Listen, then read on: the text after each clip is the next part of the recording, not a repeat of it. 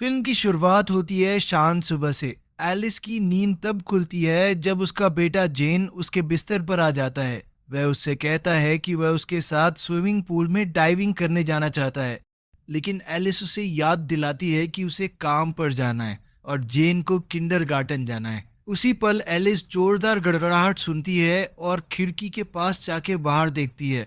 तेज बारिश हो रही होती है और सड़क पर पानी भरने लगता है।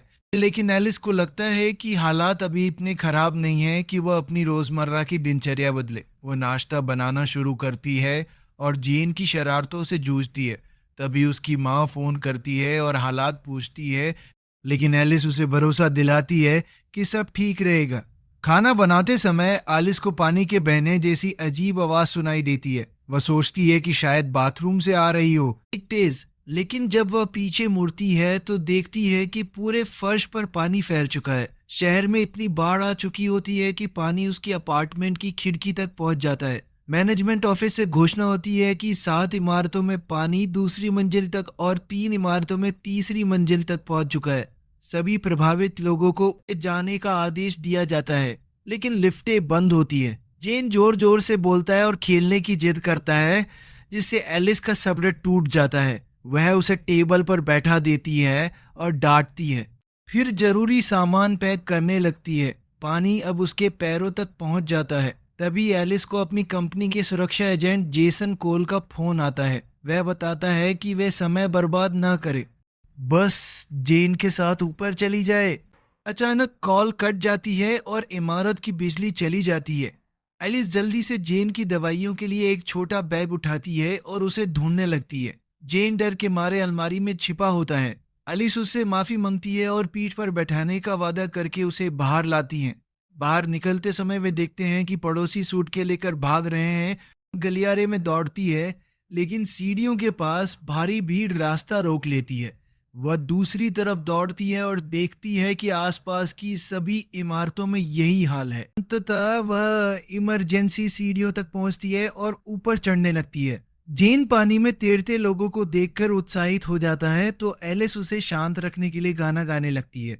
कुछ मंजिल ऊपर जाने के बाद उसे पता चलता है कि सीढ़ियां सामान और मलबे से भरी हुई है। वो जेन को नीचे उतारती है और खुद चढ़ने की कोशिश करती है, लेकिन उसका पैर फिसल जाता है। वह किसी तरह संभल जाती है, लेकिन पानी में तैरती लाशें देखकर उसे असली खतरे का एहसास होता है और वह पीछे लौटने का फैसला करती है। दूसरे फ्लोर पर लोग अपार्टमेंट्स में बाथरूम इस्तेमाल करने के लिए घुस रहे होते हैं।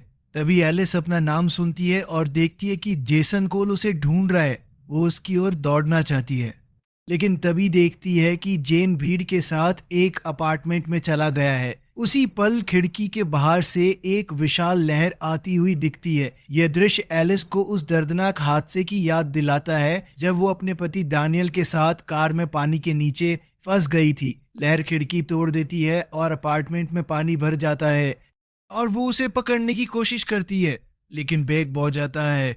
छत और पानी के बीच थोड़ी जगह होती है। एलिस गहरी सांस लेकर दोबारा पानी में गोता लगाती है। दूसरे कमरे में उसे जेन बेहोश मिलता है। वे उसे उठाकर दरवाजे तक पहुंचती है, लेकिन दरवाजा नहीं खुलता और वो भी बेहोश हो जाती है। तभी जेसन कोल दरवाजा तोड़कर अंदर आता है, एलिस को होश में लाता है और दोनों बाहर निकलते हैं।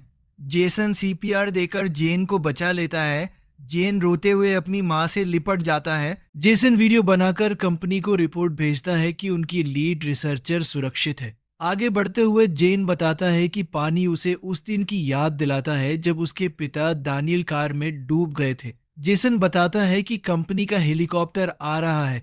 वो खुलासा करता है कि 3 घंटे पहले एक एस्ट्रॉयड अंटार्कटिका से टकराया था और पिघली बर्फ पूरी दुनिया में बाढ़ ला रही है। सरकार सब जानती थी, लेकिन कुछ नहीं कर सकी। आज मानवता का अंत तय है। जेसन बताता है कि एलिस की कंपनी सिर्फ एआई लैब नहीं है, उसका असली उद्देश्य नई मानव जाति बनाना था। एलिस और उसकी बॉस डॉक्टर हेलेन मोर ने इमोशन इंजन पर काम किया था। बाकी टीमें शरीर और बुद्धि बना चुकी है, अब बस भावनाएं चाहिए।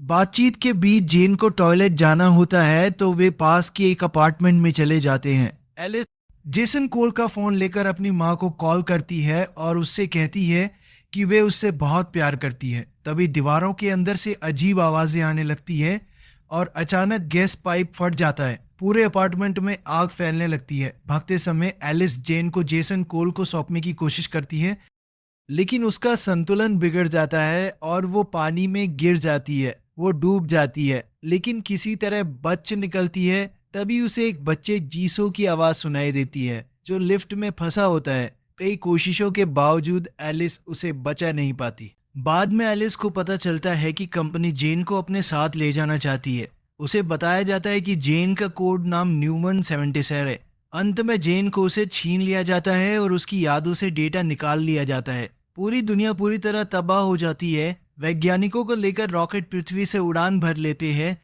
है कि एक ऐसा सिमुलेशन बनाया जाए जिसमें एक माँ बार बार अपने बच्चे को बचाने की कोशिश करे, ताकि कम समय में सभी जरूरी भावनाएं इकट्ठा की जा सके। आलिस उसी सिमुलेशन में फंस जाती है और हजारों बार असफल होती है। हर बार वो जेन को बचाने की कोशिश करती है, रास्ते में दूसरों की मदद करती है। आखिरकार जब वह पूरी तरह निस्वार्थ होकर दूसरों की मदद करती है और अंत तक अपने बेटे के साथ रहती है, तब सिस्टम उस सिमुलेशन को सफल घोषित कर देता है। इसके बाद एलिस और जेन की एआई चेतनाओं को नए प्रिंट किए गए शरीरों में डालकर एक नए ग्रह पर भेज दिया जाता है, ताकि वे मानवता की यादों के साथ एक नई सभ्यता की शुरुआत कर सके।